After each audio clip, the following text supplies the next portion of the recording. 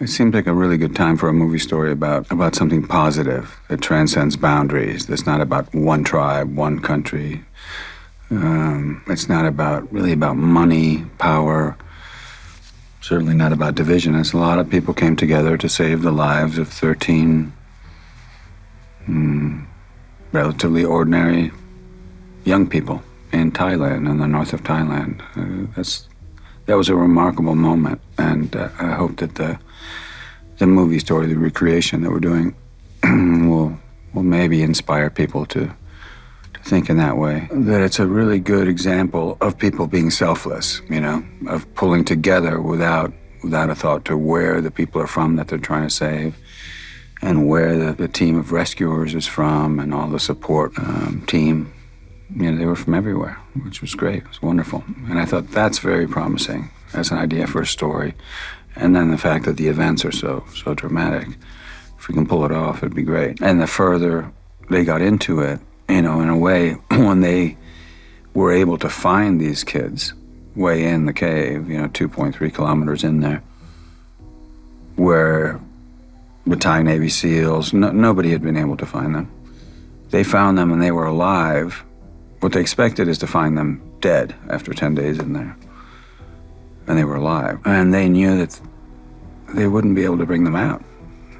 That's what it looked like. So they felt really bad about it. It put them in a difficult role. Oh, everybody was so happy when the world, outside world and the media realized, oh, these kids are alive. Great.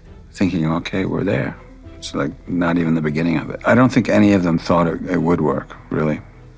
I mean, if you ask those guys, they would tell you, well, we were hoping that we'd get 1 or 2, maybe 3 out of the 13. That would be an accomplishment, because it's either none of them or maybe the chance of 1 or 2. There's no guarantee of any of them coming out, but you got to try, was the idea. I got to meet a whole bunch of new actors, not just Colin or Tom or, Paul or Joel from Australia, but also the Thai people. You get to meet and interact with people that you've never met. I didn't know Ron Howard really before, so that was a great experience. And I have to say that working with Joel in particular I really enjoyed it. He's someone who's acting and directing I've admired for a while, so that was great. But as soon as a couple come out, people think, oh, great, they figured out how to do it. It's going to be easy. They put even more pressure on their shoulders. So each kid they brought out, as much as the world was elated, I suppose, for the people actually doing this rescue, executing it, there was an increasing pressure on them, they felt, as they went along. It became worse and more difficult. And also the conditions changed. The cave started flooding, it started raining again. By the end, it was really touch and go. And it's an amazing story. I mean, if it hadn't happened and you wrote this down, you say, well, this is, of course, it's a movie.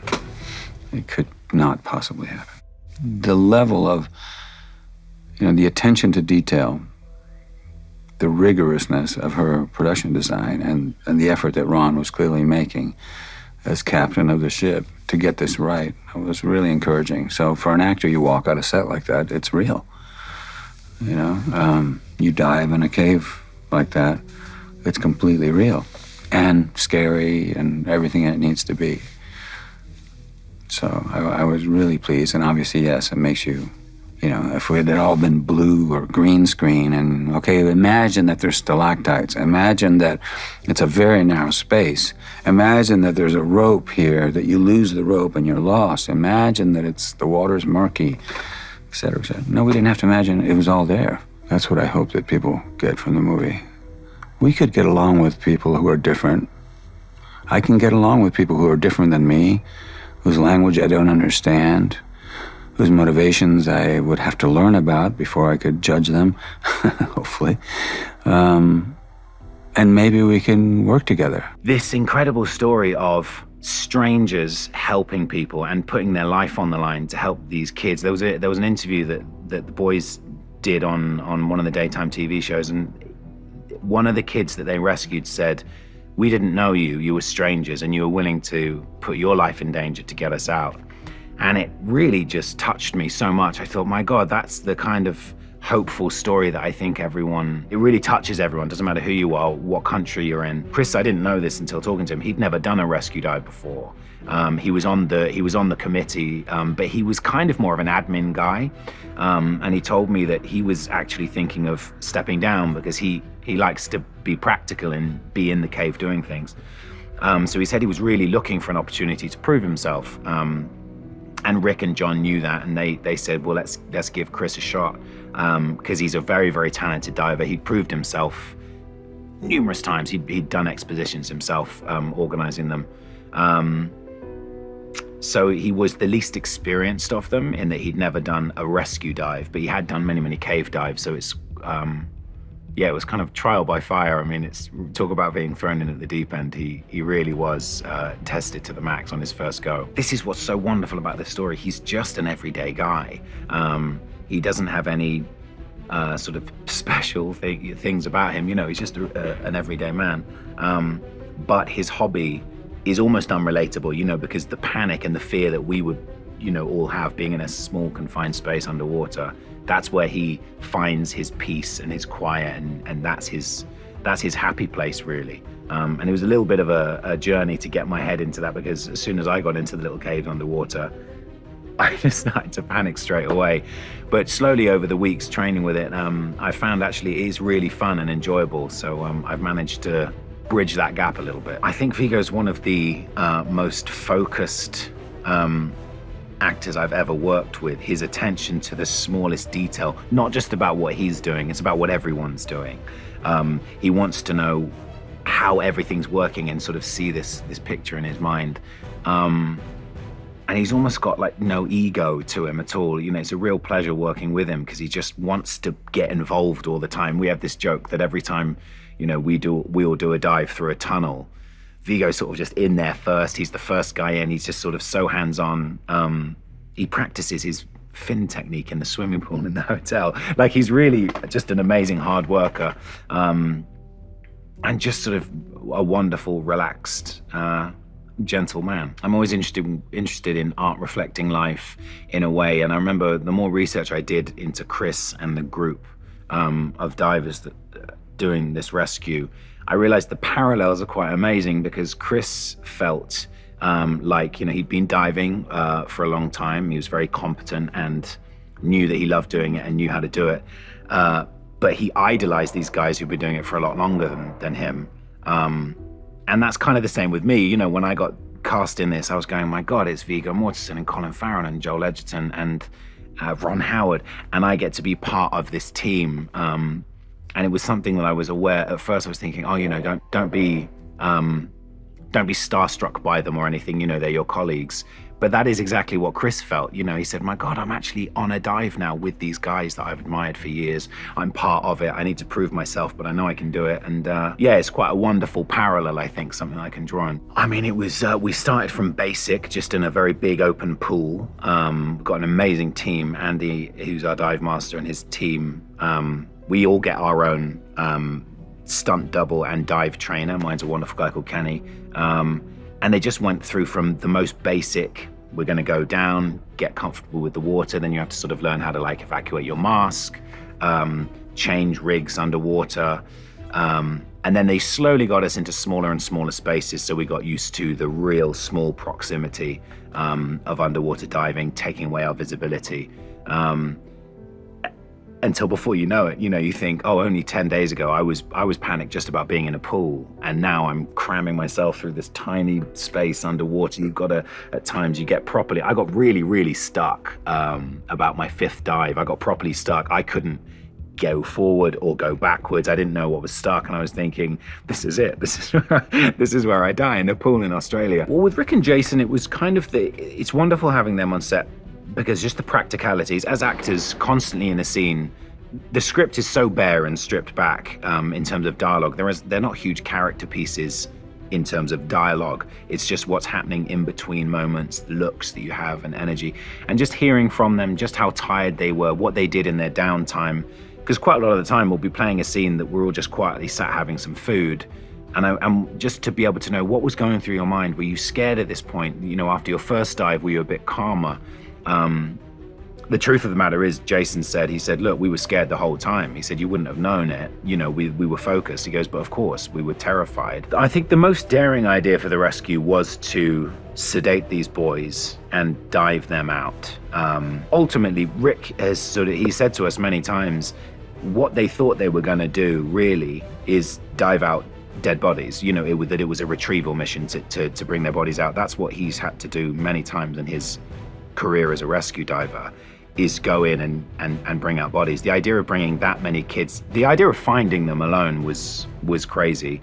And the idea of bringing them out one by one, the fact that they got them all out was an absolute miracle. I think Ron is one of the warmest, most wonderful people I've ever met. He's constantly happy, excited, hardworking, creative. You see him walk, we were talking this morning, he's got this way of, he's almost always looking for the frame where his camera can go. So he kind of walks around with his hands like this and just sees something and imagines it. He's constantly working, but he doesn't make it look hard. He never sort of stresses. He makes it look like it's fun all the time. Working with the Thai cast is amazing because they're so, they're beautiful people. And we commented very early on, all of the actors who are from, you know, Western actors, just the difference in their energy. They're so, they all applaud at the end of each. As soon as you say that scene complete, all of them, it doesn't matter if they're background artists or anything, they clap and they're really excited about it. It's such an important story for them.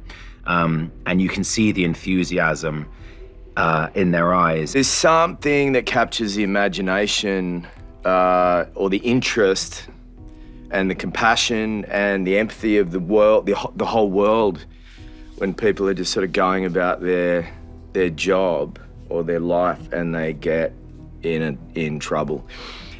And then you add the fact that they were a group of children, and that, I think, added a whole other level of empathy. This script, plus the whole team involved, was something that really caught my interest. And certainly the idea of stepping into Harry's shoes. And I will say also that for everything I thought I knew about the rescue operation, I knew, you know, the tip of the iceberg, and it was through getting involved in this project that I learned about other aspects, namely how much of a high wire act it was to get them out and the measures that they took. So, you know, I was interested in working with Ron and have been for a long time. Viggo as Rick is pretty fantastic. You know, I've worked with a lot of actors who you can tell in the room on the day in front of the camera that there's a real shift from person to character going on.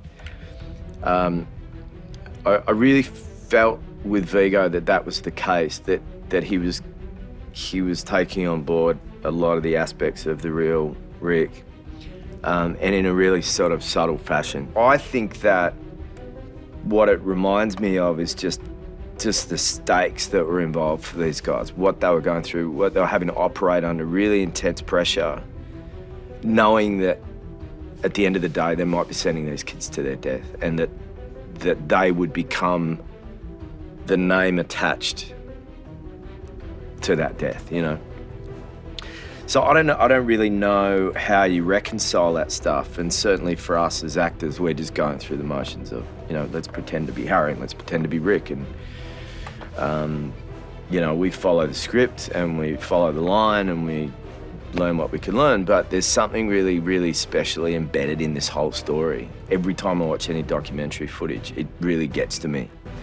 So I'm very honored to be part of telling that story. I think that the real way to pay tribute to someone on screen that really lived, or to get close to embodying them, is to find a way to understand their spirit, what makes them tick, the things they did, and to reverse engineer, or to understand from that what's really inside of them and what drives them. And sounding like them, looking like them, walking like them doesn't necessarily get as close to that person as doing more of a deeper questioning about who they are. We had an incredible education. incredible bunch of stunt guys and Navy divers looking after us. And had, you know, it's you get the sort of A-level crash course, you know, it's like, hey guys, here's some basics, and now do some really complicated stuff, and good luck, you know.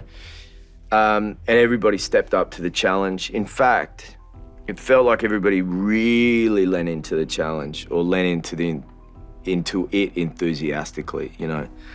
I think I don't really know what Viggo looks like without a wetsuit on. Every time I turn up to work, he's got a full wetsuit, he's ready to go. In order for us to get on film for Ron, what is needed to really kind of sell some of the danger of it is really going through some pinch points and little S-bends and stuff, and diving with either, you know, dummies or stunt people, and massive respect to the kids, the Thai kids, who were comfortable enough with us to play still or play unconscious with their hands tied behind their back and their feet tied together, and allow us to dive them underwater.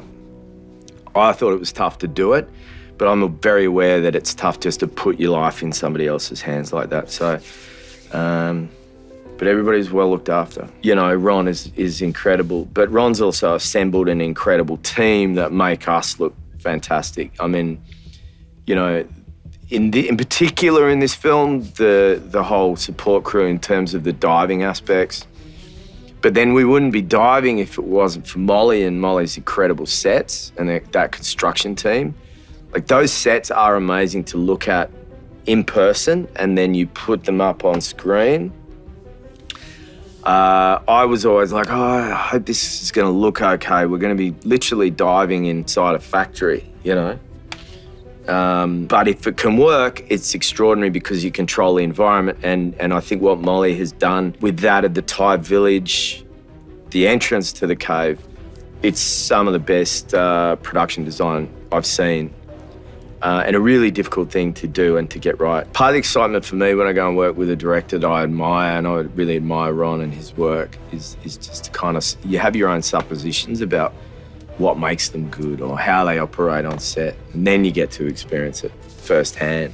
You know, he has an impressive ability to handle something of a huge scale. Now, this film goes from like the most tiny claustrophobic personal moments underwater to these incredibly grand cinematic, you know, spaces filled with people, crowds and movement, and the amount of characters that he's keeping his eye on, you know, story terms. And I was like, you know, it's an impressive skill to be able to hold all that in your head, to be constantly checking in and asking the right questions. And I think 13 Lives, while that story, you know, the drama of it is it could have gone the other way, and it couldn't have worked out as positively as it did. But the fact that it did is just, it's just like, feels like one of those stories that you just go, it gives me some hope that, you know, people know how to lean on each other, and people are willing to kind of pick up the slack. People are willing to sort of put their make a few sacrifices for other people. You know, so I felt thrilled to be involved with it. Even มันเป็นเรื่องราวที่คือในเรื่องนี้ผมเล่นเป็นสมานนะครับแล้วก็มันเป็นเรื่องราวที่สิ่งที่น่าจดจำที่เกิดขึ้นครั้งหนึ่งในประเทศไทยซึ่งก็คงไม่มีใครอยากให้เกิดขึ้นนะครับก็ดีใจมากที่มีโอกาสได้เป็นส่วนหนึ่งในภาพยนตร์เรื่อง 13 Lives ครับ My name is Weir. Yeah, sure. The character that I play in this film, 13 Lives, is a story about 13 kids who got stuck in the cave.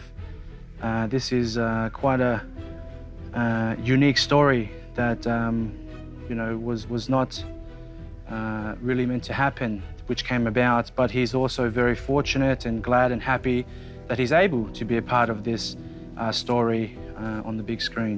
จริงๆแล้วผมเรียนดำน้ำมา ก่อนหน้านี้แล้วนะครับ แล้วก็ได้มีโอกาสได้ไป practice เกี่ยวกับการดำน้ำการrescue ในการดำน้ำมาแล้วก็รู้สึกว่ามีความตื่นเต้นนิดนึงเพราะส่วนใหญ่หนังทั้งหมดเราจะครึ่งเราจะอยู่ในถ้ำซึ่งเป็นการถ่ายทำที่ค่อนข้างยากแต่ว่าผมก็เห็นโปรดักชันแล้วก็รู้สึกว่าอึ้งมากเพราะว่านี่เป็นครั้งแรกที่ผมมีโอกาสได้มีส่วนร่วมในโปรเจกต์ที่ใหญ่แล้วก็โปรเฟชชั่นอลขนาดนี้ซึ่งไม่รู้สิผมรู้สึกว่าผ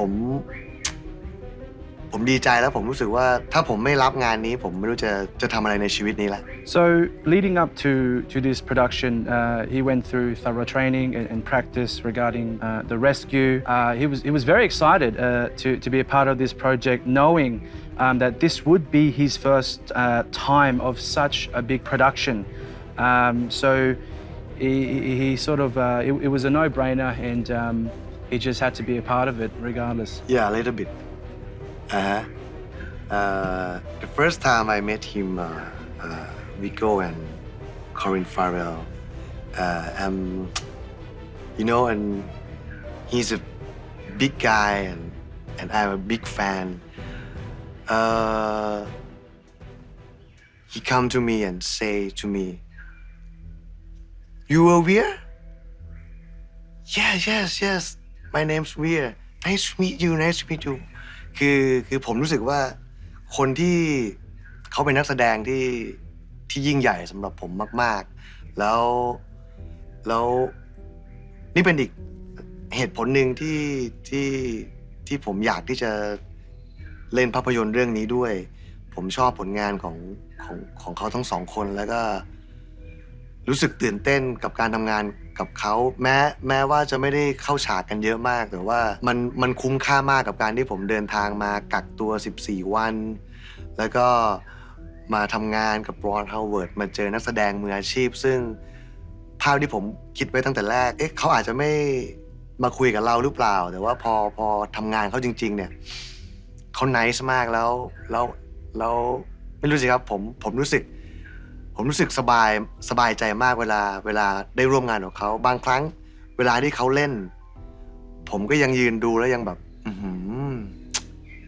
นี่แหละคือนักแสดงมืออาชีพที่ผมอยากจะเป็นแบบนั้น He absolutely admires the team, Rick, Jason, Mr. Howard himself, Mr. Weir. He idolizes them and finds inspiration from them to love and bring out the best of his work.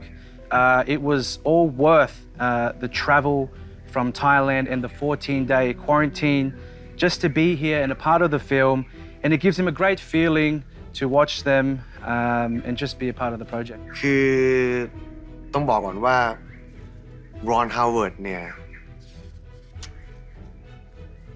คือเขาความรู้สึกของผมคือเขาอยู่เหนือฮอลลีวูดไปอีกเขาเป็นผู้กำกับที่ยิ่งใหญ่มากเพราะฉะนั้นการที่ผมได้มาทำงานกับเขาเนี่ยผมรู้สึกว่าครั้งหนึ่งในชีวิตถ้าผมไม่มาทำสิ่งเนี้ยผมไม่รู้ว่าจะได้ทำอีกเมื่อไหร่แล้วก็พอผมได้ call zoom กับเขาครั้งแรกแล้วเขาขอ call back หลังจากที่ผมไปแคสเป็นบทสมานแล้วเขาบอกว่าขอ call back เวียหน่อยขอ call back สุกลวัฒน์คณารถผมก็ตื่นเต้นมากแล้วก็ไม่รู้ว่าจะคุยอะไรกับรอนแล้วพอมาเจอรอนครั้งแรกในซูมซึ่งยังไม่ได้เจอตัวจริงผมก็รู้สึกประทับใจผมรู้สึกว่ารอนเป็นคนที่ nice มากแล้วก็เขาเป็นคนที่ทำงานง่ายมากๆแล้วก็เขาเป็นคนที่ให้กำลังใจนักแสดงและทีมงานทุกคนตลอดการทำงานที่นี่ยิ่งมาเจอตัวจริงที่นี่ผมรู้สึกว่าเขาเป็นคนที่ nice มากเขาบอกว่า Will you know เขาตาม Instagram ผมแล้วนะแล้วเขาก็อวดให้ผมดูว่าเนี่ยตาม Instagram เขาแล้วเหรอเนี่ยเขามาอวดรูปเขาอวดตอนที่เขาเด็กๆเขาก็เป็นนักแสดงนะก่อนที่จะมาเป็นผู้กำกับอวดหมาเขาอวดลูกสาวเขาเป็นคนที่ nice มากแล้วการทำงานกับรอนเป็นอะไรที่ perfect สำหรับการทำงานชีวิตการแสดงของผมที่สุดแล้วครับผม ไม่รู้จะพูดอะไรผมพูดไม่ออกผมรู้สึกว่าชีวิตนี้ผมเจอรอนนี้ไม่รู้สิผมมัน Amazing มากๆครับผม This has been one of the highlights of my life working with Mr. Ron Howard on this film. I idolized him from his work in Hollywood, and if I didn't take this opportunity to work on this project 13 Lives with Mr. Howard, I don't know when the next chance or if any chance in the future could be. When he asked me to cast for this film and also gave a call back indicating that he wanted to proceed further via the Zoom call, I was most happy, most excited. Coming to the production in Australia and then working with Mr. Howard, I found him to be very easygoing. We soon later exchanged and talked about our social medias, our Instagrams. He showed me some photos of his childhood when he was an actor, some photos of his dog, some photos of his family, his daughter. And this is a big part of my life, and I'm grateful and glad I can be a part of it, working with everyone, but also especially Mr. Howard. คนไทยใช่ไหม ทุกคนที่เข้ามาเล่น เรื่องนี้ เรื่องนี้ครับ รู้สึกยังไงใช่ไหมฮะ ครับผม คือผมดีใจมากที่ภาพยนตร์เรื่องนี้มันเป็นภาพยนตร์ที่เกิดขึ้นจริงๆในประเทศไทยแล้วถูกสร้างเป็นภาพยนตร์ที่ใหญ่มากในของฮอลลีวูดแล้วก็ได้รอนฮาวเวิร์ดได้นักแสดงคุณภาพได้คอรินฟาเรลได้คุณวีโก้ได้หลายๆคนมากๆแล้วรวมถึงคนไทยที่เป็นนักแสดงจากประเทศไทยที่แคสมาร่วมแสดงในเรื่องนี้เยอะมากๆหลายคนมากๆผมรู้สึกว่าเราดีใจและภูมิใจที่ได้รับความสำคัญนะครับแล้วก็ทุกครั้งที่เรามาทำงานทั้งคนไทยที่ประเทศไทยทั้งคนไทยที่นี่คนไทยที่มาทำงานเป็นเอ็กซ์ตร้าก็ตามทุกคนมีความภูมิใจที่มีโอกาสได้เป็นส่วนหนึ่งของภาพยนตร์เรื่องนี้ภาพยนตร์ที่สร้างจากเรื่องจริงที่เกิดขึ้นจริงๆในประเทศไทยเหตุการณ์ที่ได้รับความสนใจจากทั่วโลกเป็นเหตุการณ์ที่ทุกคนคอยให้กำลังใจทุกคนอยากให้เหตุการณ์นี้มันออกมาดีอยากให้ทุกคนเด็กๆที่ติดอยู่ในถ้ำรอดซึ่งเหตุการณ์นั้นจบแบบแฮปปี้เอนดิ้งก็คือโอเคทุกคนเด็กๆทุกคนรอดโอเคอาจจะมีคนหนึ่งที่ต้องสูญเสียไปก็คือตัวผมก็คือจ่าแซมหรือว่าคุณสมานโอเคผมรู้สึกว่าภาพยนตร์เรื่องนี้มันไม่ใช่แค่สร้างขึ้นมาอีกครั้งหนึ่งเพื่อที่จะตอกย้ำว่าเหตุการณ์นี้มันเกิดขึ้นแล้วแต่ว่ามันสร้างขึ้นมาสำหรับผมนะครับมันสร้างขึ้นมาเพื่อคนไทยทุกๆคนสร้างขึ้นมาเพื่อ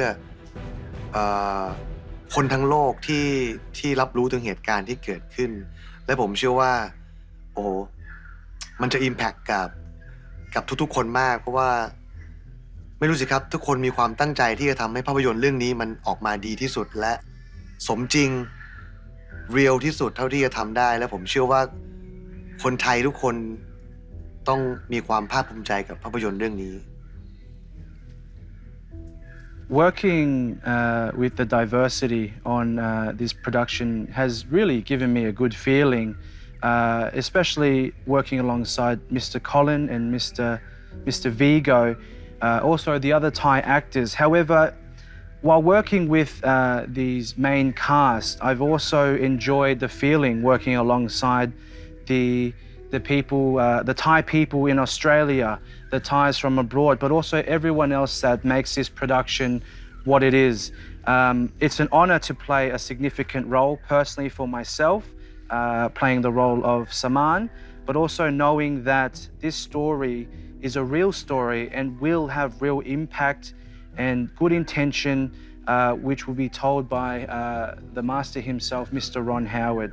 So it's a highlight in my life, and I'm just grateful to be a part of the project. What first attracted me to this project was Ron Howard. I'd met Ron a couple of times through the years.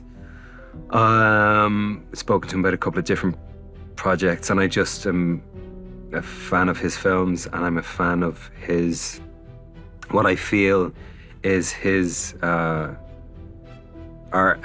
a personal perspective that he may have. There's a happy ending in this film that is so earned and is not contrived, because the contrivance were the events as they took place.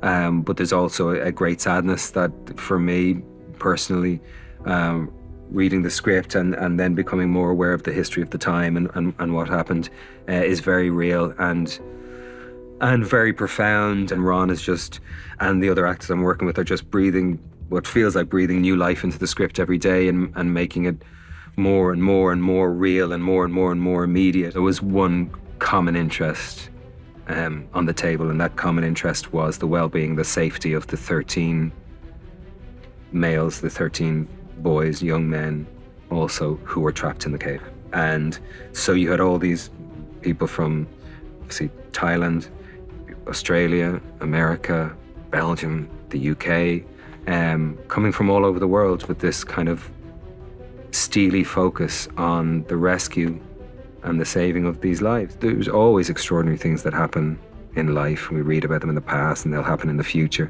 but just still find it hard to believe, what was it, that of the 13 that were trapped in the cave, of that 13, that they were brought out safely is still astonishing. The John in our script is someone who is very, most importantly, he's a decent man. Just that, he's a decent man. He's incredibly solid and is aware of the responsibility that we all have to ourselves and to others to do our best at all times. Just that. That's John. Viggo, he's always digging and looking for relevance and looking for moments and looking for, you know, what he perceives to be the truth that is often buried beneath behaviors and buried beneath the obfuscation of language. It's pretty impressive to watch him work and to be close to his process on this. Some of the spaces we're swimming through, you know, the roof is right here and there's pinch points and you've got 4 tanks and it feels dicey. And it makes me, again, it brings me back to how, in God's name, did they achieve what they achieved on that day, you know, a few years ago. The Thai people that I'm working with, the actors every day, are so, Tira, you know, are Tui and Poo and all of them, they're so present and they're magnetic, and this is important for them. This story is an important story for the Thai people. As the world was watching, the Thai people were going through it at a whole other level and depth of experience, because it was their children. The first time that I heard that the boys were trapped in the cave, I felt there was no hope that the boys would come out alive. And I think it seemed impossible that the boy can survive in the cave. Then people started coming from all over the world to join the rescue effort. And they made the impossible possible. That was miracle. And I felt that the rescue showed us that we don't have to separate by culture, religion, color or language. It brought everybody together and we can make it. It showed us the good sign of humanity, that the love and kindness still exist in this world. แล้วตอนนั้นน่ะพลอยเห็นข่าวที่แบบว่าเป็นภาพข่าวก็คือแบบแม่กำลังตะโกนเรียกชื่อลูกอยู่หน้าถ้ำอ่ะแล้วเขาก็ร้องไห้แล้วคือเสียงเนี่ยมันแบบเสียงของคุณแม่หลายๆท่านนะคือทุกคนเห็นข่าวทุกคนต้องร้องไห้ตามแน่นอนเพราะพลอยกับแม่เห็นแล้วก็คือแบบน้ำตาไหลเลยอ่ะพี่วิลลี่ I saw the scenes from the news of the parents who were at the entry of the cave, and they were screaming of the name of their boys, and it was really impacting and it was really make me move.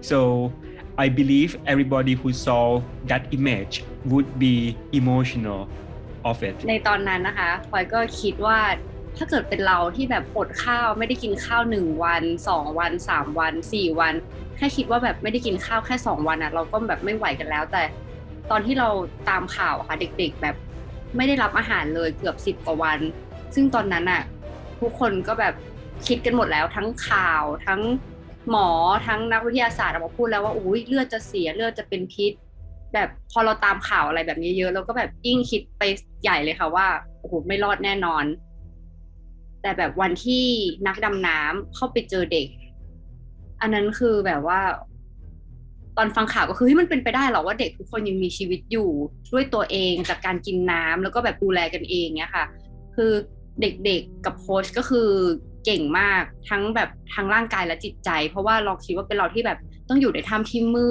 ดแล้วไม่เห็นอะไรเลยอาหารก็ไม่มีคนจะเข้ามาช่วยเมื่อไหร่ก็ไม่รู้คือมันแบบเขาผ่านจิตใจเขาผ่านมาหลายสภาวะมากๆอะค่ะเขาเก่งมากอันเนี้ยแล้วแบบพอทุกอย่างมันช่วยเหลือกันมาได้ออกมาได้คือมันคือปาฏิหาริย์จริงๆค่ะ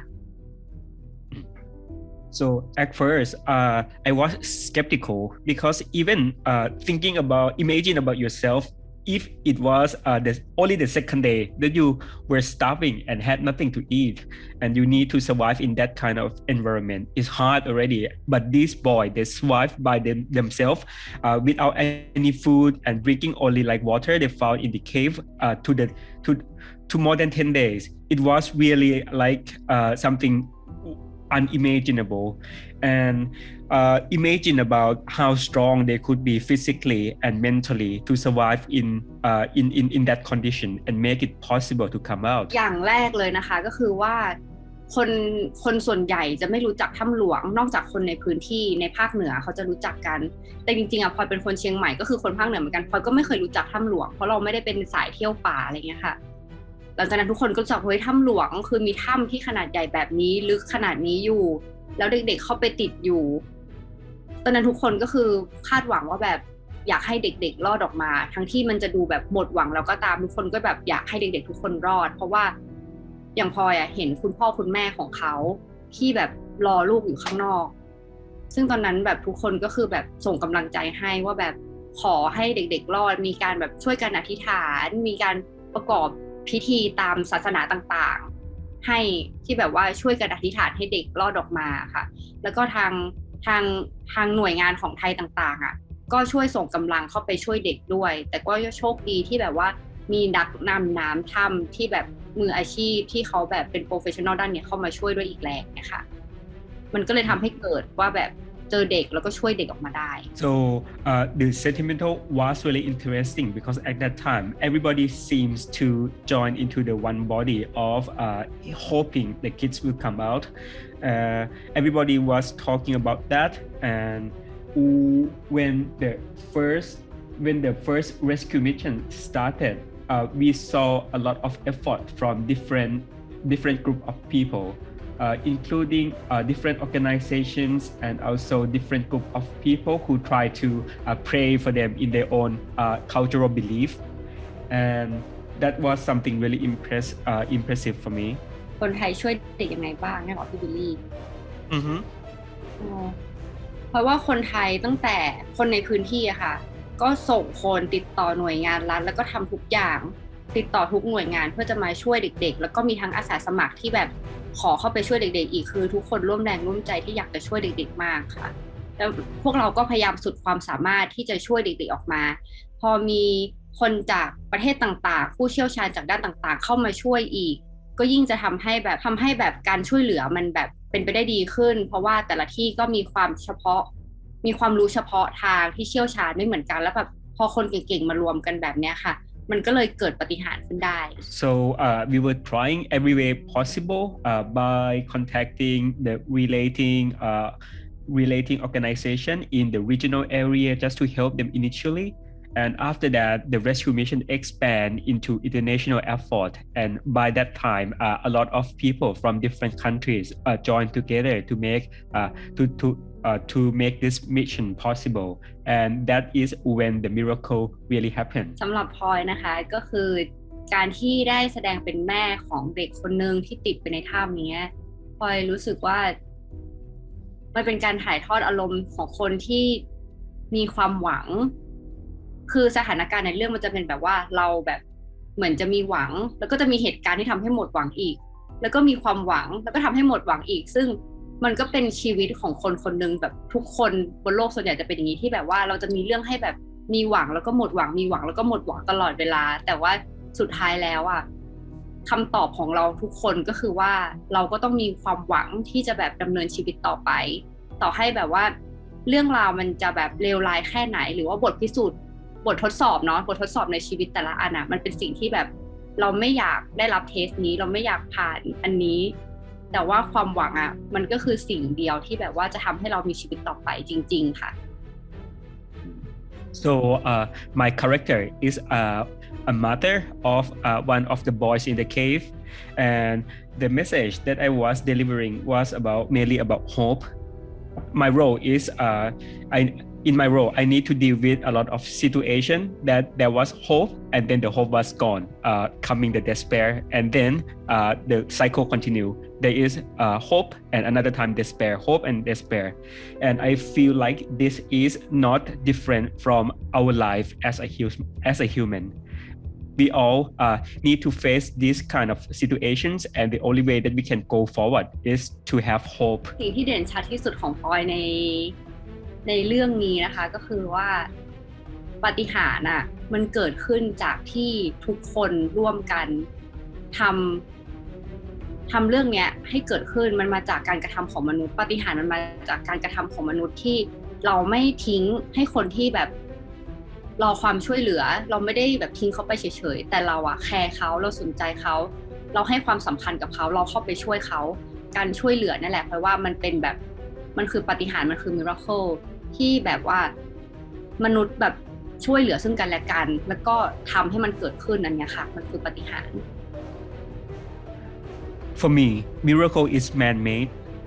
It wouldn't be possible without everybody coming together to join in this effort, and we show that we care of each other and the one who is in need of help.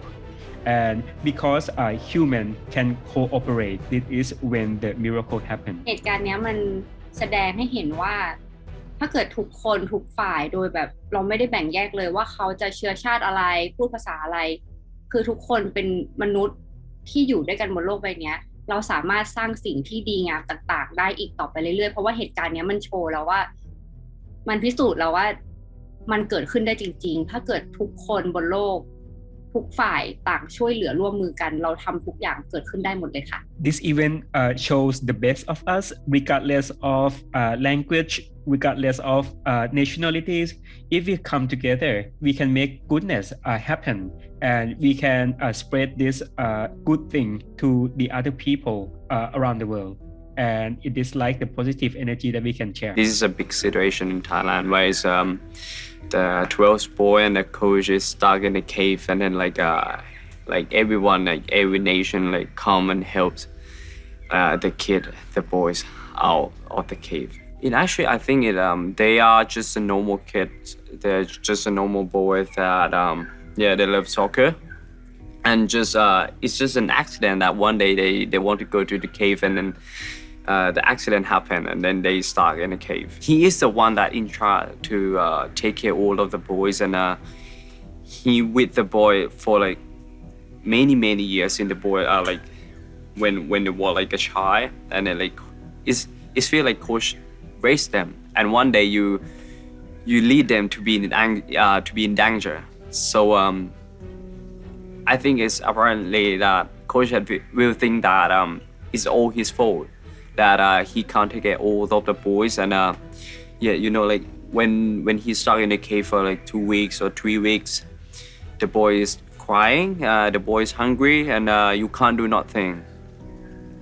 You can do nothing, and I think his thought is it's all his fault. Big Sean, Chris, Harry, everyone like come to help and from England. Yeah, because like like Thai diver or Thais, we trying to like diving into the place that the boy was stuck in, but yeah, they cannot reach that. So when the news like spread out, the England diver decided to come to Thailand and help them. I think nowadays the world have a lot of like bad energy or like people we not spreading love, but this movie will show that everyone do something not for yourself but for anyone else. It's just about like spreading love for each other. It's about helping each other, and it's about unite like every country, no matter where you came, but you being as one to do something great. First thing is it's quite hard to get through into the place where the boys stuck, and it's dangerous because if you miss something, you can die. Like some man, just Ham that he did. But yeah, so everything is, I think it's very dangerous. But still, everyone, like they're trying as hard as possible to do that, to help all of them out like safely. Ron, he is so nice and he is so kind. At the first time that I tell you when I went to Chiang Mai, okay, and that is the first time that I have a chance to see Ron, and yeah, like I'm really nervous because he's a big director, and yeah, but he's so nice, and he take me to inside the Chiang Mai, and he told me that this is Chiang Mai why we build it, and then the water like this, and yeah, I'm really like, I'm so happy working with Ron, and it's such a great opportunity. It's such a big opportunity for me. I think the audience will get like the good energy, the good vibe from this movie. I think, as I told you, because it's about spreading love. It's about like unite, do something for another one, not for yourself. And I think that nowadays we need that in our world. Well, I've made a number of movies over the years based on real events, and this was one where I wanted to be as journalistic about it as I possibly could be. I felt like that the suspense, the emotion, the uncertainty, the drama really was going to exist within the details, and the spirit of authenticity. And my ability as a filmmaker to convey these moments in a powerful but fundamentally authentic way. I am talking about the people who were making the operation run, who were working around the clock to feed people, to make the caves accessible, despite the coming rains that were just making a muck and mire, sort of everywhere people turned.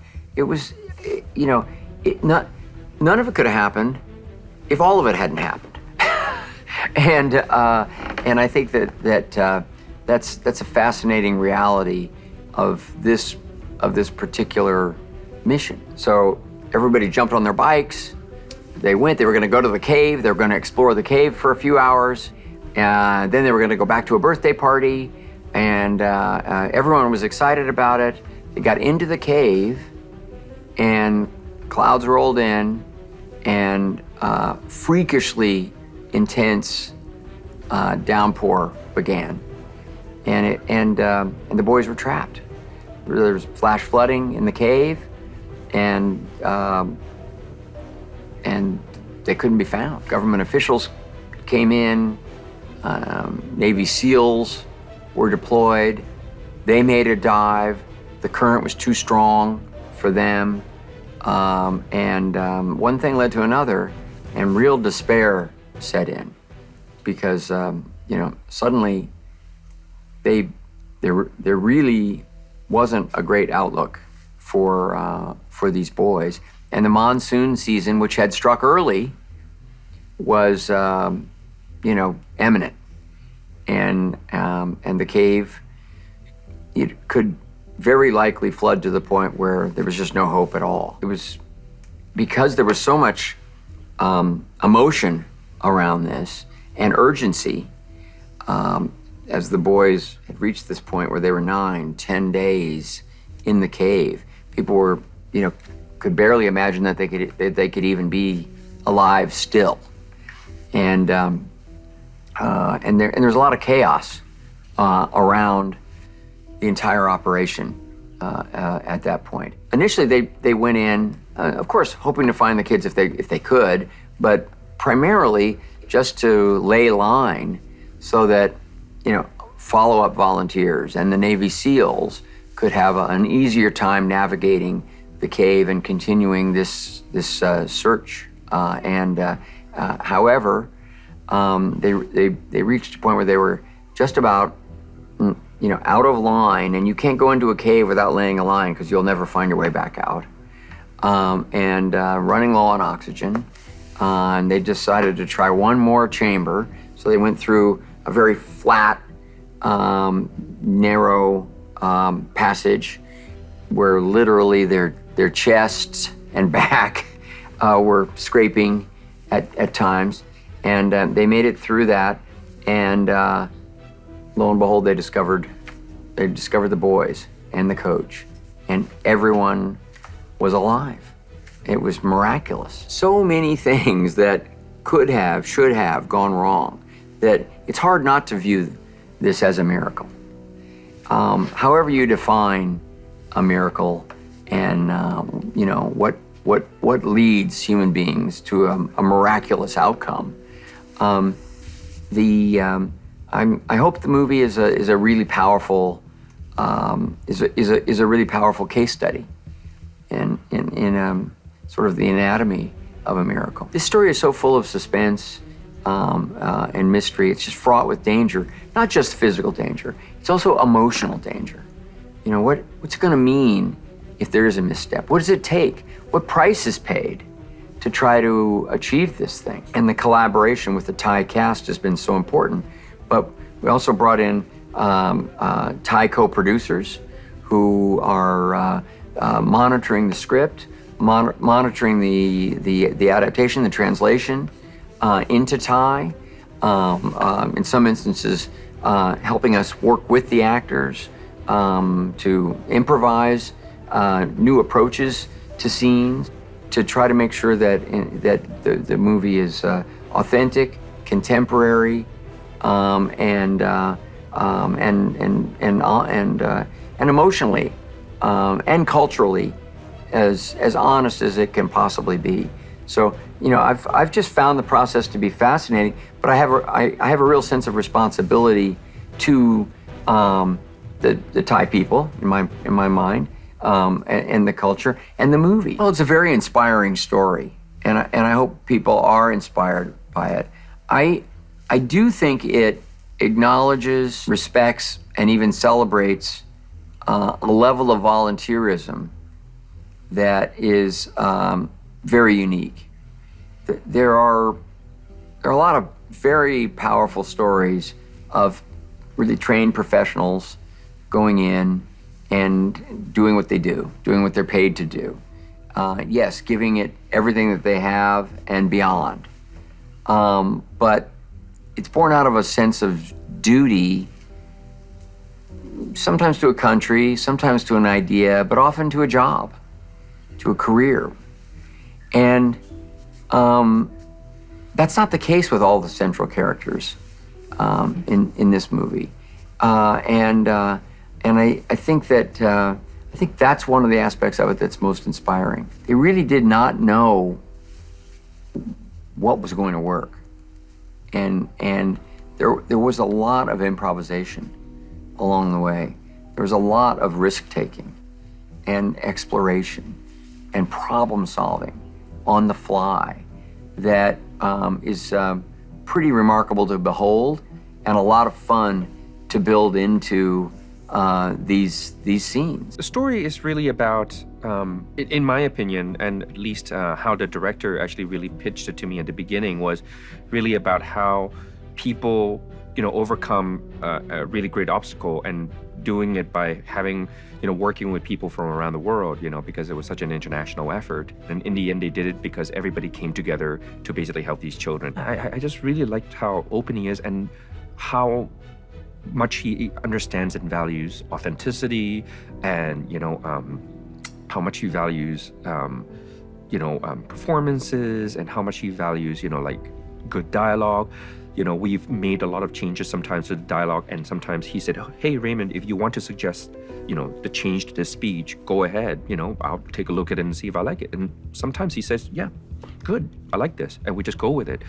And that's rare, and I think it's just really, he's just a very generous person in terms of his patience and also his ability to determine. But at the same time, he also is not somebody who would just say yes to everything. And that's what I like about him. He would, he'll make up his mind. And, sometimes he'll just say, no, I think this is fine. And I'll accept it because, it makes sense. He was really open to a lot of these suggestions, and, the cast kind of grew more and more. And we felt that, it was really important. And Ron has been honestly really fantastic in trying to make sure that things are right. Even if it's just a minor character, like for example, we have, our monk, Kruba Bunchum, we insisted, on that they're able to do real chants, and then Ron agreed. And all of these little things, we've always had this dialogue about, how do we make it as accurate as possible? And since, we started, he's been really, really fantastic in terms of being very sensitive about Thai culture, about Thai caste, about who can do what. And I think the script evolved tremendously with his help to make sure that, these things are represented correctly. And I think that so far, so great, because I think it's been fantastic because not only are they good in their roles, but they've, kind of formed a little bit of a family. So all the actors know each other very well. And they've been doing, we've been also doing, dinners with them, like the whole group. And they're just, cooking for each other. And I think that it's just been a real family kind of feeling during the shooting of the film. And of course, not everybody has scenes all the time. So then they're able to kind of go off into their own little groups to do different things. And I think it's been fantastic for them. And also, the communication also with actors such as, Viggo and Colin and Joe have been really fantastic. They've been really great, very encouraging, and vice versa. So I think the cast have been fantastic. I really like everybody, and everybody has gotten along super well. So that's one of the things that I'm really, really happy about. So the character of Naronsak was interesting because we were trying to find somebody that reminded us of Paul Giamatti, because watching the real governor, he had this charisma about him, but he's also kind of quirky and is kind of unusual, especially in Thailand, because he was somebody who was almost comical, but not really. And he had a little bit of this charm about him. So we were thinking about that. And, Ron and I were talking about it and said, yeah, if we could find a Thai Paul Giamatti. And I remember going, oh my gosh, that's going to be nearly impossible because that's a very specific thing. And I can't think offhand of who would have this kind of charisma until we met, Poo Sajak. And, during his casting, he 100% had that kind of feel to him. And he's been fantastic, honestly.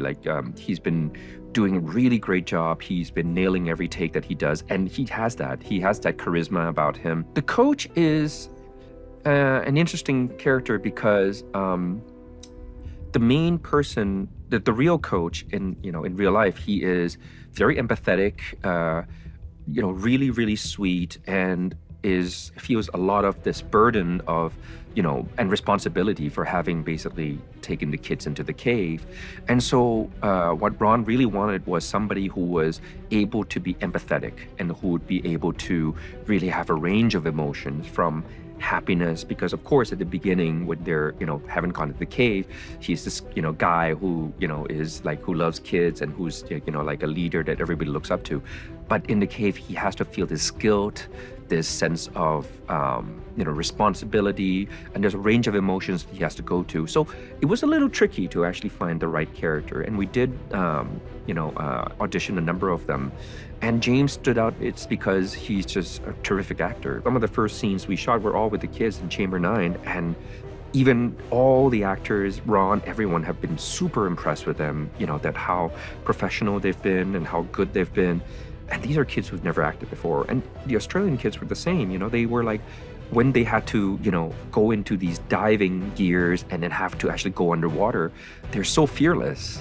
And it's just incredible. We're like, wow, they're just so professional. And we're just really happy that they are, they've done such a great job. And moreover, they've all become really good friends. I just hope that audiences are moved by the story, by the courage of the many people who are working on, in the rescue, not only just divers, but some of the decisions that, Thai officials have to make, some of the things that, people really have to risk in order to basically make this, really impossible feat happen, including the Thai Navy SEAL who lost his life. There's just so many things that, I hope that people are touched by and can feel hopeful that, the world is moving ahead and we can look forward to better things to come. I think he was very, very moved by the story itself and by the whole thing of the whole world coming together to do something extraordinary and saving these lives. And it was an international event. I think that was it, and just the miracle of it. It is actually a miracle that all these boys came out alive. Well, there are parts that are extremely narrow. So it will be the narrow bits, and then also the levels of water that kept sort of changing and rising. So there are aspects that are more, there's a T-junction also where you can get confused and you don't know where to go. So there were moments where they would take a wrong turn and get lost. Mr. Howard, Ron is a master. It's watching him work is fascinating, just because you can see that he is really making the film in his head as he's shooting it and understanding how it's all going to piece together and fit together. And so he is like a conductor, too, when he is working with the actors, and you can see him just understanding performance in such a fine way. And then also just understanding action in a way that is a real gift. Viggo Mortensen is playing Rick and is doing a superb job with it. It's been fascinating because the divers have actually been here. Rick's been here and spent a lot of time with Viggo, and you can really sort of see this process of absorption that Viggo has gone through and trying to really become Rick, and he's done it beautifully. It's just fun to watch them work and find their language and their banter, and I think the locations are such that they have to find their way in them. This is not, a normal drama. The location itself becomes another character, and how they maneuver within that has been really fascinating. Having them here really has been an amazing privilege and a gift to the actors and to everybody. Ron can always call on them to come in and ask them if this was really how it happened, if this is how it looked. The same goes with both Colin and Viggo, that they're there for them and can commune with them to get it right. Sayumbu is an extraordinary cinematographer and has done a lot of wonderful international films to date.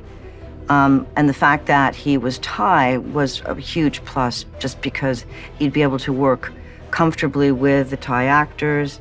He also knows, of course, the habitat, the kinds of locations that this story took place in. So there comes with that, it's just an authenticity and a truth. And he's also just a wonderful human being, but it's been a real gift to have him with us. She's basically recreated these locations in such a way that it's too bad that we can't create a theme park afterwards. You go into them and just the quality of the walls, the color of the water, the topography is just spot on. And then just how the ingenuity with which he's used, figured out how to do things, create these tunnels. And you look at how they've been constructed, and it's just fabulous. It's an event. And I think that actually right now, to get back into the cinemas, we need events. And also it's a really uplifting story about people coming together to do something extraordinary, which I think is also something that we all can use. We need uplifting tales of overcoming adversity.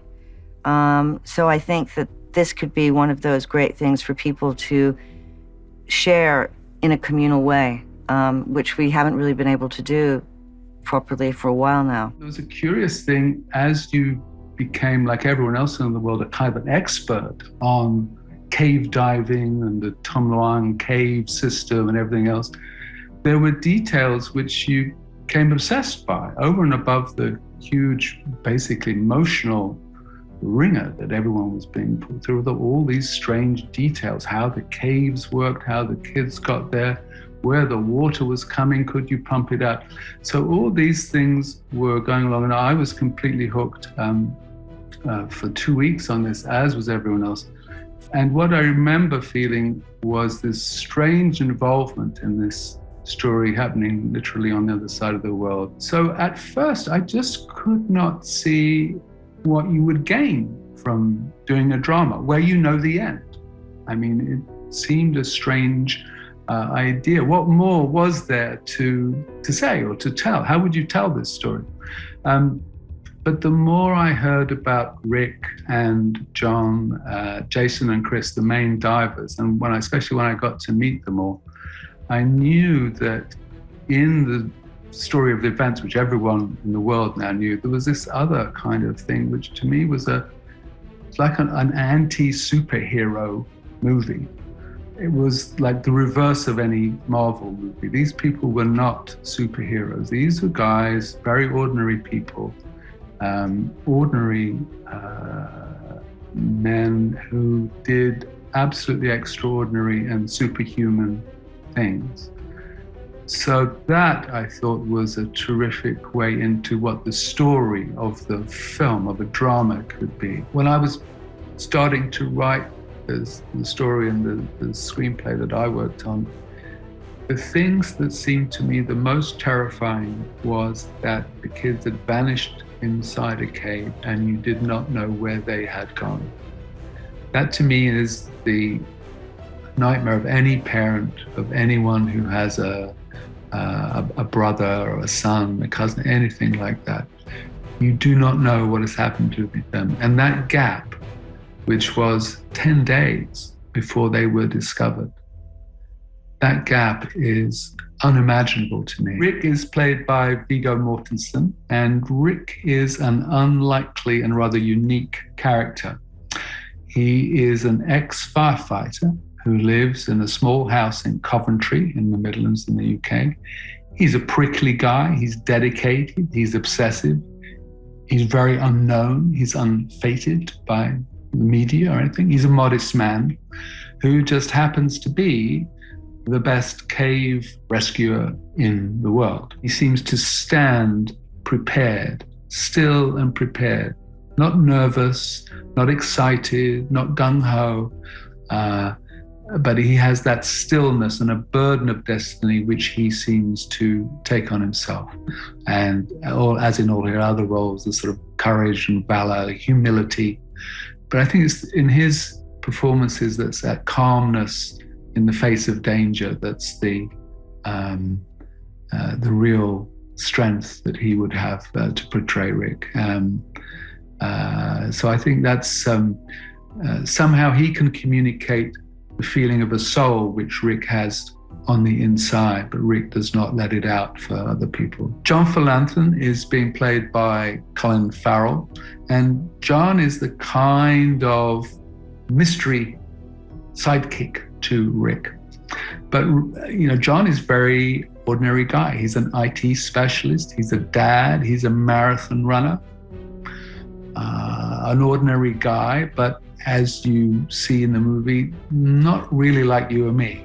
He runs marathons of 150 miles and cave dives 4 or 5 miles into a wet cave. So not exactly like you and me.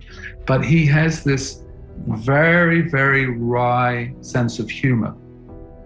That's what I think Colin Farrell really encapsulates. I think for a long while, Colin Farrell was the bad boy, the rebel, the twinkle in his eye, the sarcasm, the cynicism, the jokes.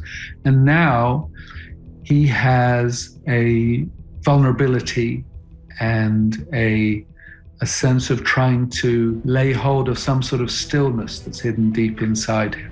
And he may not get to that point, but you can see that struggle in him, both from his personal life that he's discussed a lot, but also as an actor. And I think that's what makes him a perfect fit for John and takes his portrayal of his character to the next level in the movie. Dr. Harry Harris is played by Joel Edgerton, a fantastic actor.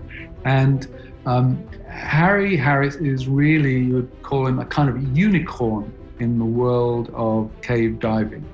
He is an expert, world-class cave diver, but he is also a trained doctor.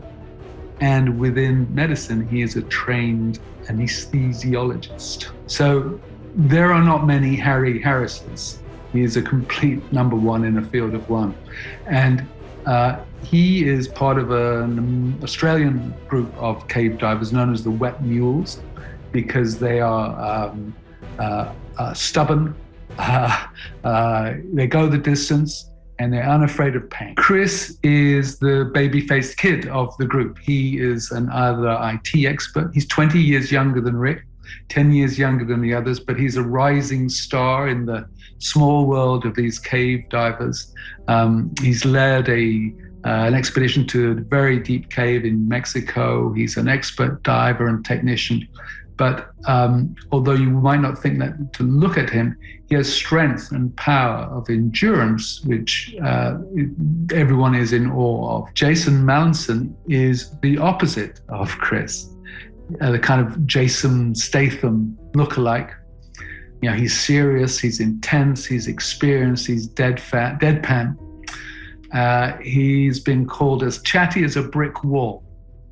And if you were having a kind of prickly contest with him and Rick, it would be a difficult thing to tell who was most prickly. But he's a veteran diver who's very trusted and who has been involved with cave rescues with Rick. Also, he's a new father. So when he's in the cave, he has this terrific idea of giving the kids paper to write messages to their parents. Hope, belief, faith. Not necessarily religious, but hope, belief, and faith in one's own abilities. The hope, belief, and faith that you can do something good for your fellow human beings, that you can go outside yourself. But I think the main real-life miracle aspect is undoubtedly the coming together of thousands of people united in one purpose, a human drama with an inspirational message, and believing that the impossible can be done and that what seems unachievable can be achieved, no matter the odds.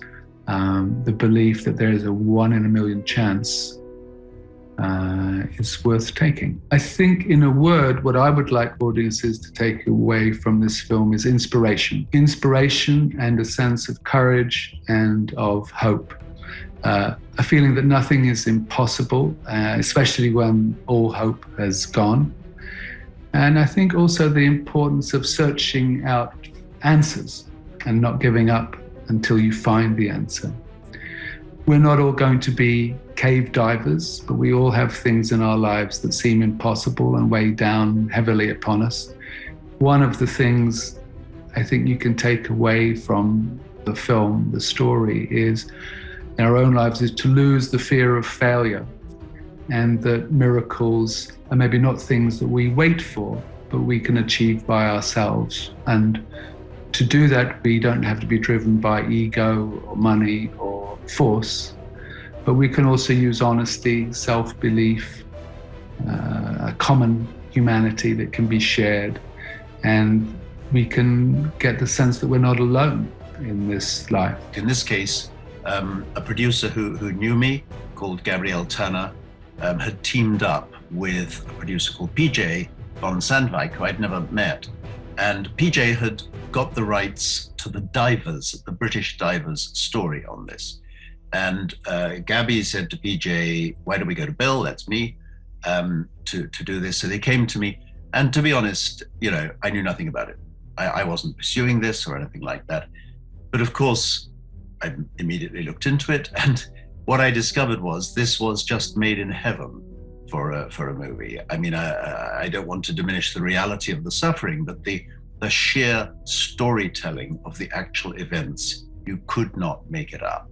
So I very gratefully accepted the gig. This is a real story. These are real people, real lives. Somebody actually died, real death. You can't mess with that. You have an absolute duty to know what the real events were, what happened and why, and to reflect that in telling the story as best as you can. So yes, there was an immense amount of research. It wasn't all done by me. The production team hired a very brilliant researcher, and he just covered absolutely everything. I mean, I had stacks of material, interviews with people, timelines, scientific information to work with. I mean, like too much, you know, it was overwhelming, but it's important. And my job as a storyteller, as a screenwriter, is to find my way through all of the real stuff and create 2 hours of story. I mean, Ron is extraordinary because he's got two quite distinct qualities. One is he's very good on process. He's very interested in it. He's very clever at it. He likes to work out exactly, you know, what the machines had to do, what the science had to do, or whatever. And so he worked through that with me so that he could understand it and so that he could make sure it was clearer in the film. But the second thing is he's very good, and this is why I love him, he's very good on emotions and characters. So, you know, we would talk about, is this the right point at which to tell the part of the story that's very tragic, which is the death of the Thai diver, for example. And working with him, we would try different arrangements of the events to tell the story as clearly as possible and to show how it motivated people. So this is the story of a group of Thai kids. They're in they're aged like from 13 to 16, and they're soccer players, and they go off after a soccer match just for a bit of fun into a cave in the mountains, which is easier to go into. People go in a lot. It's not dangerous, but it's deep. And what they don't know is it's been raining way north in the mountains, not where they are. And that water has been trickling down through the mountains for a long time. And suddenly, when they're deep in the cave, which is kind of scary, but okay, it hits and they are trapped. They're in a bit of the cave where they can not be underwater, but to get out, it's full of water. They can't get out. So they're stuck. So from then on, the story we have is, will they ever get out? How will they get out? And that, you know, very simple Jeopardy tale, but with an awful lot of complexity along the way. He's actually a very philosophical guy, a very thoughtful guy. And I found him extremely interesting and also very honest. And he's not interested in publicity. He doesn't want to be famous, doesn't want to make money. These people are volunteers. They don't charge money. It's just extraordinary. And I absolutely loved that. So when I heard Viggo Mortensen was going to play him, I thought, yes, this guy, you know, Viggo he's far out himself as a human being. He'll get this. He will deliver this, which of course he did in spades. John has a kid. He has an ex-wife, and he has a son. And that makes it very different for him. Rick doesn't. But John, you know all the time there's some connection happening in him between these boys stuck in the cave and his own son. And you don't have to say it. It's obviously there. And he's a slightly softer guy than Rick. He's younger, 10 years younger. Rick is always the leader. Rick's the hard man and the leader. But kind of Rick needs John. And I loved the relationship between them. I think having them on set was a terrific bonus. I wasn't there myself, but I just know that for the actors and for Ron, to have the real people saying, actually, you put it on this way, you do this, at this point you'd feel like, it's gold, it's pure gold, and you don't always have that opportunity. So incredibly important.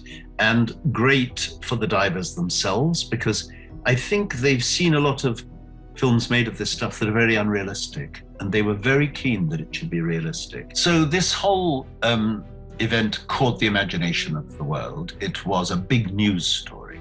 It was on the news every day. And that attracted people who thought they might be able to help. And mostly within Thailand, an enormous response happened within Thailand, both from the government. I mean, the government just threw everything at it. They said, whatever it takes, we will pay. But also from individuals who thought they might have a skill, whether it was rock climbing, diving, of course, but also cooking food, washing clothes, whatever. People just came. There were like 10,000 people in the camp around the cave at its height. And these were all volunteers, nobody asking for any money. They just said, if I can help, I'll help. And I think within Thailand, there was this feeling that these boys were our boys. It was like the whole nation's children were stuck. You know what? Rick and John will say this is not a miracle. It's a technical accomplishment. They worked out how to do it, and they did it, and that's not a miracle.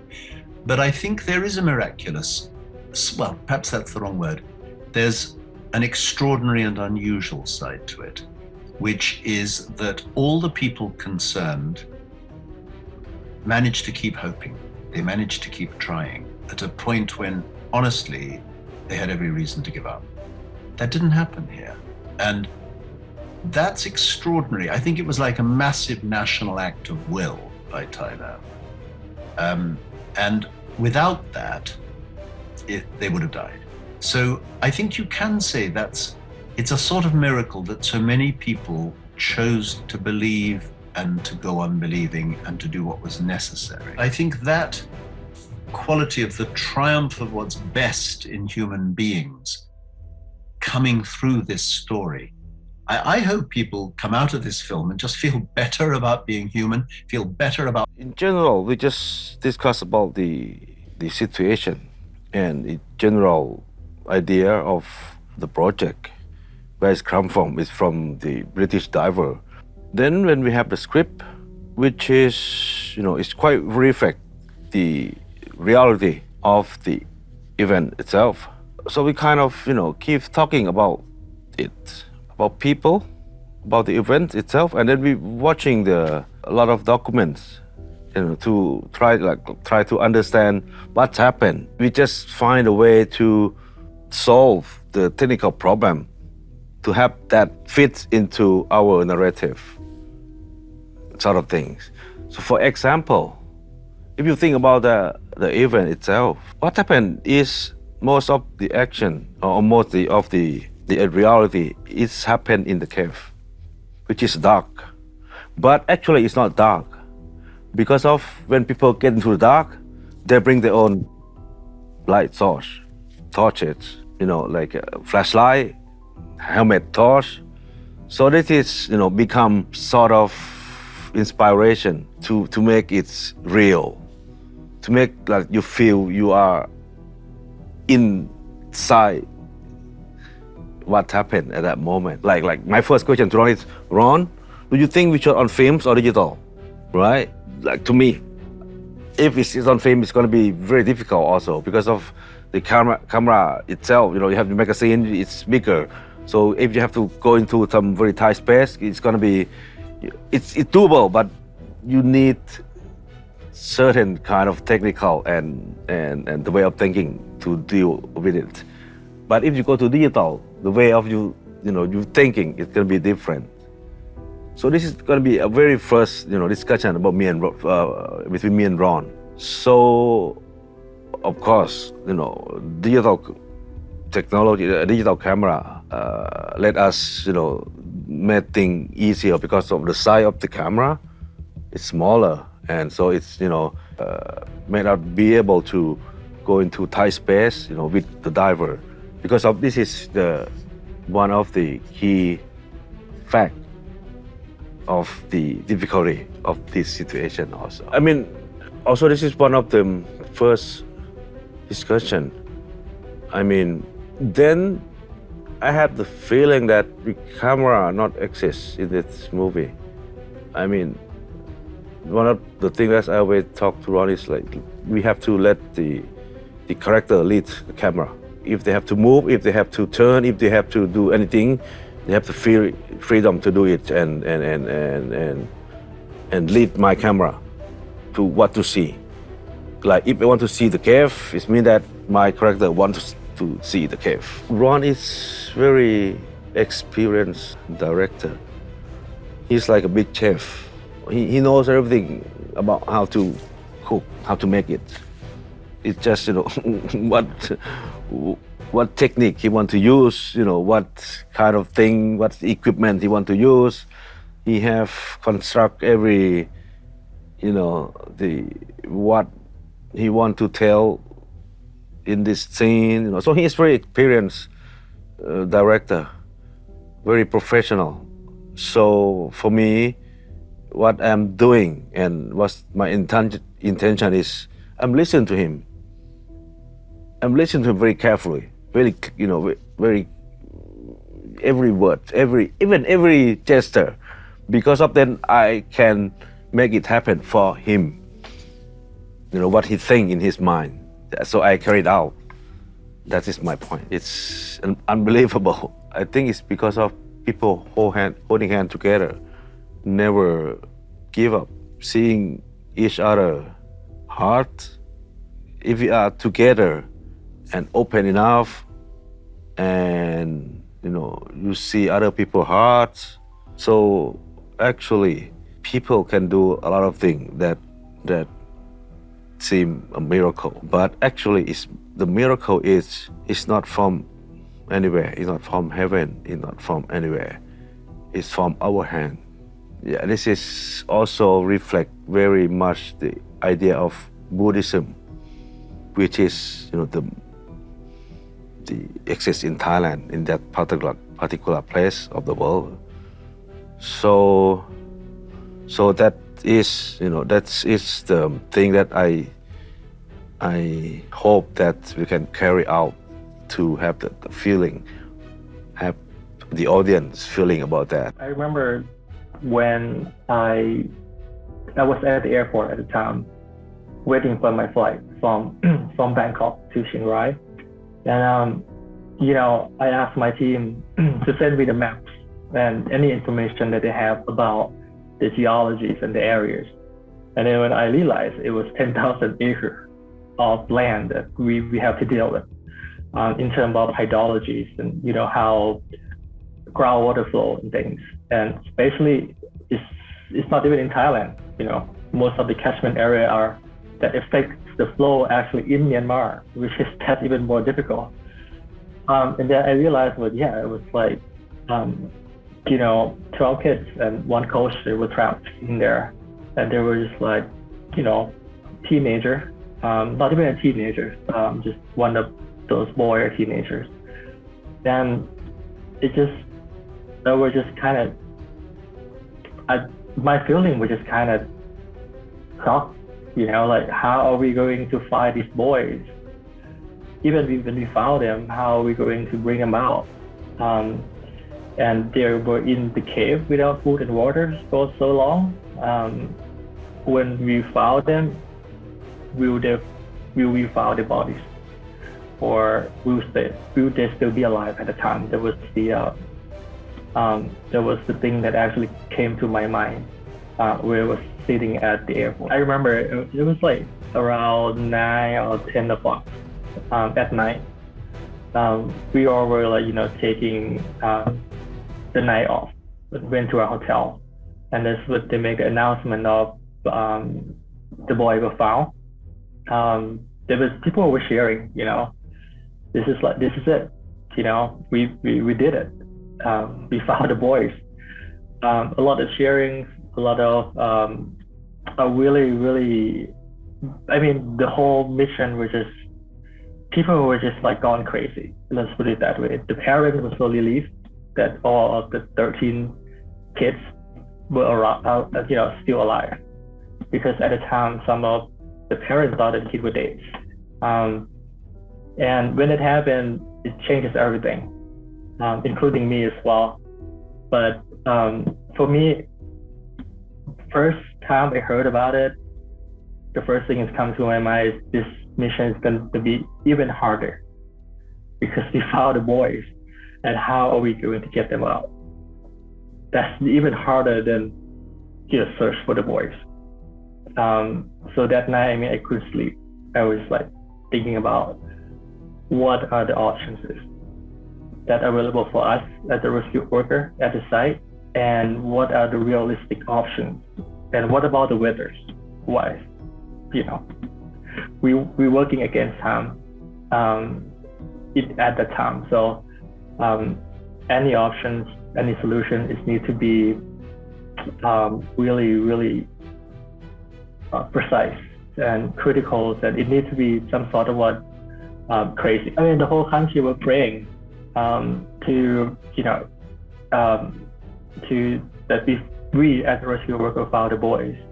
It was just everyone's glued on the television, radio, social media. It would just become viral, I would say, on social media as well. People are talking about it. And, there was a lot of volunteers, a lot of experts offering help any way they can. Even they were not there themselves, people are offering to send a supply if the rescue worker need anything. The next day, people will donate it for us. That's really generous of them. At the campsite, we have volunteers, not just help us with engineering part, but they also help us with other parts, accommodation, washing our clothes, cleaning the restroom, securities, moving our equipment. It's a lot of manpower. It was a big movement of the collaboration, not just in Thailand, but I'm talking about international level as well. But in Thailand, it's just amazing, it's never been anything like this. This is actually the first thing that happened is mobilize the people to work together for this cause. There was one example that we were up in the mountain, me and my team, and we ran out of materials like plastic bag and the pipe to divert the waters. So we kind of posted on social media. So the next day, people bring all the equipment to us at the location. It was just that sense of collaboration and giving that would still impress me even now. That Ron and the teams did an amazing job on trying to replicate the setting. It's a lot of work and detail go into that, I'm sure. There was some scene of diverting the water, some scene of explosion inside the cave. This looks really, really amazing. And to be seeing that again on the big screen, I'm sure it's gonna bring a memory to all of us as a rescue worker ourselves, because that is like Tham Luang Cave rescue mission is I'm sure I could speak in all, but as a rescue worker, that it's one of the best memories in our life. It's one of those memories that you cannot forget. This is one of the moments where we put our politics and our differences aside. At the time, the politics was so divided in Thailand, and we just kind of put everything aside. The soldiers, the government workers, the volunteers, it doesn't matter what side are you on. We put our differences aside and then work together to accomplish this mission. And on the last day, all of those cheering, all those celebrations, the boys who are out, the parents, the smile on the faces of the parents, the families, all those have from the boys and their family, it was just broadcasted around Thailand and the world.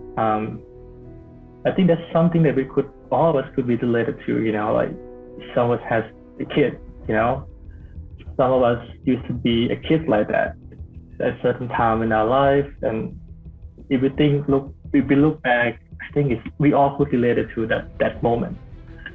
You know, the achievement, the celebration, the unities. In terms of national, international wise, I think this is one of the rescue missions that so many people from different background, a different belief system, a different mindset, a different culture actually come to work together. We are really grateful for all the international help that we got at the time when the rescue happened, because those help, those expertise, those equipment is so critical to the mission. I hope that I could speak in behalf of the Thai people that we are really grateful from all the volunteers, especially to the divers, and then as well as the divers from different countries like Australia, UKs, and some of the Europe countries. We just so grateful. We just don't know how to say thanks enough for all the risks that they took to get those boys out. Hi, my name's Rick Stanton, known around here as Real Rick. I'm one of the two people that went to Thailand initially from the UK and was one of the pair of divers who first found the boys after they'd been missing for 10 days. PJ, the producer, contacted us way back in, I think, October 2018.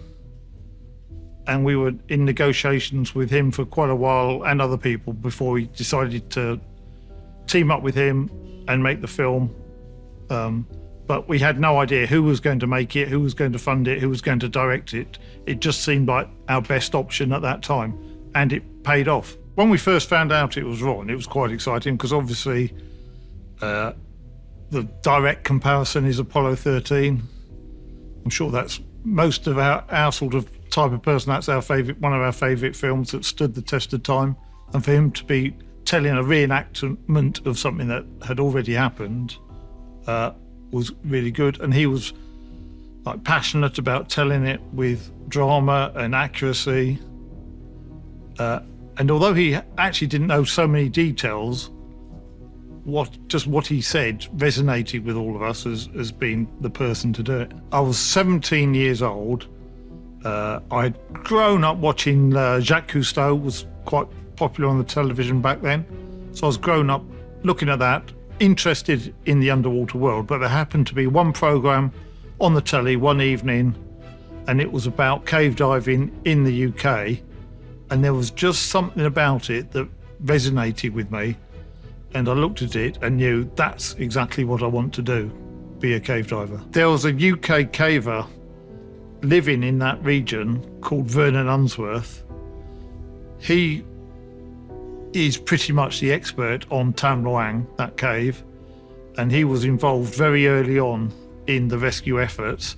And he understood that despite there being hundreds of people on the scene, that it needed specialist cave diving rescuers. And he put forward my name along with John Philanthon and Rob Harper as people he knew that had experience, in Rob's case of the cave and in John in my case of cave diving rescues.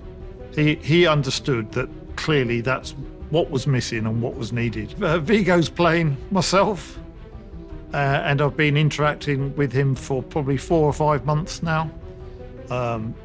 Just talking through the script, him getting to know me, getting to know my accent. I met up with him before, and it's just interesting seeing him as he got to learn me more. A lot of people think that when we found the boys, that was a really exciting moment and really joyous, which, I mean, it was, but it was hugely tempered by the responsibility of knowing that it would probably fall on our shoulders to bring them out, and we had no idea how to do that. So even whilst we were with them on that first encounter and then the dive out, we were just lost in thought.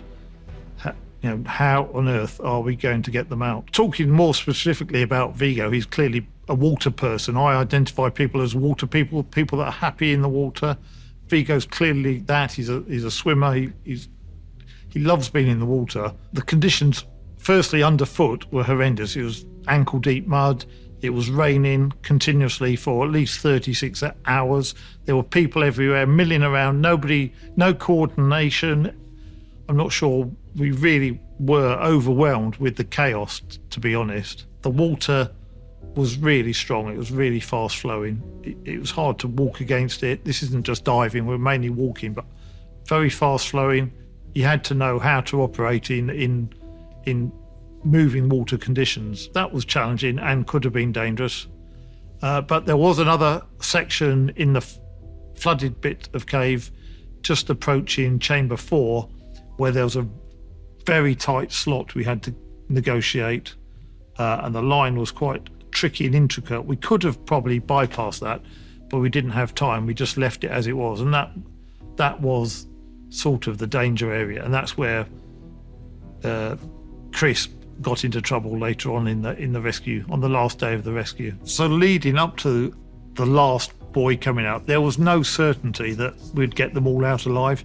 So even when we had 12 out and we were waiting for the last one, there was still no certainty we'd have 100% success.